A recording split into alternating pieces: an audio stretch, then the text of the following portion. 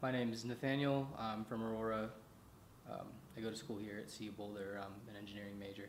So I work down at UC Health in Aurora. I'm a patient transporter, so essentially my job is just moving people around, getting them from point A to point B, monitoring their vitals in the meantime.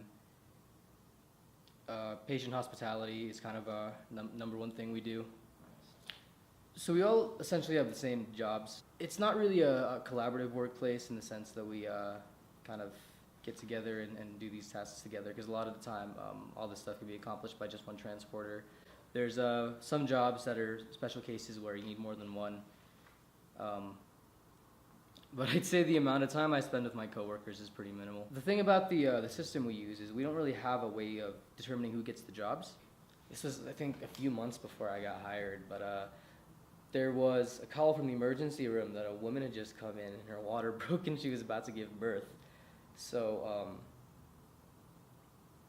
everyone got the notification at the same time. They all look at their iPods and they all kind of look at each other.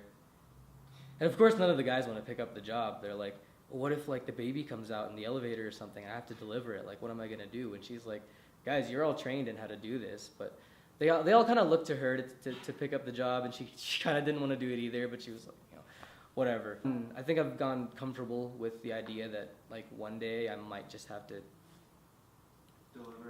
deliver a baby, even if the dispatcher preferred that. Let's say there's a really heavy patient. We have a bariatric bed we need to move or something. Certain beds that can hold up to 800-pound people.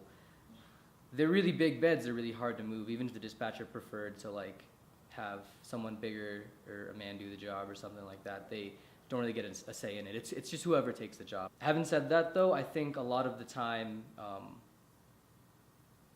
those types of jobs are usually picked up by men. I think a lot of the time people see the job on the screen and they just wait for somebody else to pick it up and then go on to the next one. So I can't say that I know of any or can think of any. I think we all kind of have the same expectations put on us for the most part, because like I said, sometimes my coworkers will kind of be, sometimes we kind of expect each other to take certain jobs, but as for on the dispatcher's end, they don't really have a say in who takes the job. It's just whoever's there, so we all kind of have the same expectations on.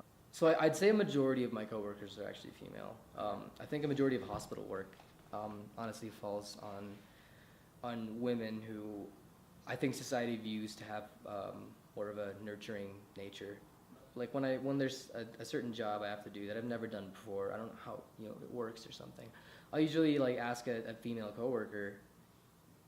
Most of my coworkers that have the most experience working there and know the most about how stuff works, most of them are female. So I think it's interesting, kind of the balance of experience. A lot of us new hires are guys. A lot of the veterans, employee of the month for the past 3 months, always women. And like I said, our manager was a female for a long time. Yeah, and I don't really see the stigma of doctors being male and nurses being female as much as I used to, because I grew up in a family of healthcare professionals. My mom was a traveling nurse. That's actually how I got to this country. I think now it's a pretty good amount. Like I said, I think a lot of the people who've been working as transporters for a while, a lot of them are female, and a lot of us new hires are male. I don't know if that's an intentional thing that the department's doing, but I think it's more just over the past decade or so, I think it's been destigmatized that healthcare professionals tend to be female.